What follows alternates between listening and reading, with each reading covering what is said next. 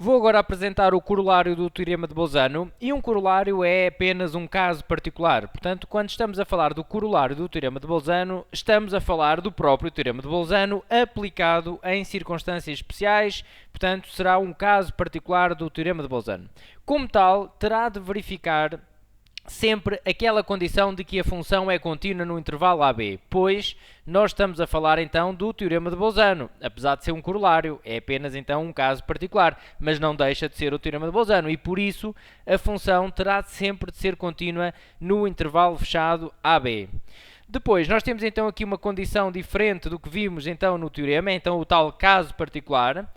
Se nós verificarmos esta situação, f de A vezes f de B menor do que zero, reparem, é um produto que dá negativo, é um produto que dá como resultado um número negativo, menor do que zero. Isso quer dizer que um dos fatores, pelo menos não, apenas um dos fatores terá que ser negativo e o outro positivo. Bom, poderá ser este positivo e este negativo, portanto, mais vezes menos dá negativo, ou então este negativo e este positivo, isso tanto faz, não é? Mas se estivermos então nestas circunstâncias, reparem o que é que temos aqui a nível gráfico, porque graficamente, mais uma vez, é muito fácil de perceber este conceito. Portanto, temos aqui um A, temos aqui um B, vamos então verificar estas condições. Eu vou fazer a imagem do A positiva, por exemplo, poderia ser ao contrário, não é? Isso tanto faz. Faço aqui a imagem do A positiva e depois vou fazer então a imagem do B, uma imagem aqui negativa. Como já disse, poderia então ser ao contrário. O que acontece então se a função é contínua? Ela vai deste ponto a este, portanto, sem ter qualquer interrupção, não é? E se não tem qualquer interrupção, portanto, se é contínua, ela terá de passar por todos os pontos intermédios, como já vimos então no teorema de Bolzano. E o que acontece neste caso é que um dos valores intermédios que está aqui entre f de A e f de B é exatamente o zero, um zero da função. É onde ela interseta aqui o eixo do x, que corresponde então a um zero da função. E daí que, se isto acontecer, se isto se verificar, se o produto aqui destas duas imagens der zero, nós poderemos então garantir que a função tem pelo menos um zero no intervalo, ok? Isto é então o que costumamos chamar de corolário do teorema de Bolzano. Se isto se verifica, então f tem pelo menos um zero no intervalo AB, ok? Isto acontece então porque uma das imagens está na parte positiva, a outra está na parte negativa. Como a função é contínua, ela terá de passar pelo menos uma vez portanto, ali no eixo do x. É claro que os cuidados que nós teríamos de ter no teorema de Bolzano aqui também se verificam. Não sabemos se tem exatamente um zero. Nós sabemos que tem pelo menos um zero. E posso fazer aqui uma função que terá vários zeros se tiver, por exemplo, este comportamento, não é? Ou poderia até ter muitos mais zeros. Esta teria aqui 3 zeros, não é? E dependendo então da função, o número de zeros varia consoante a função. Nós não conhecemos a função, por isso o que podemos dizer é que tem pelo menos 1. Ela passará aqui no eixo do x, interseta o eixo do x, pelo menos uma vez, ok? Bom, eu agora vou só chamar a atenção aqui para uma situação. Poderão estar a colocar esta situação, então, e se em vez de ter f de A vezes B menor do que 0, me der igual a 0? Bom, se der igual a 0, nós temos uma situação já conhecida por nós. Temos aquilo a que chamamos a lei do anulamento do produto, não é?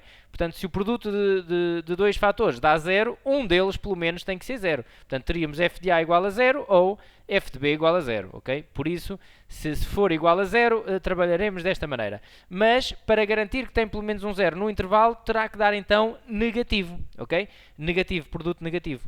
Bom, e agora volto só a reforçar mais uma vez aquele cuidado que já falei então no teorema, mas que vou reforçar agora aqui no corolário.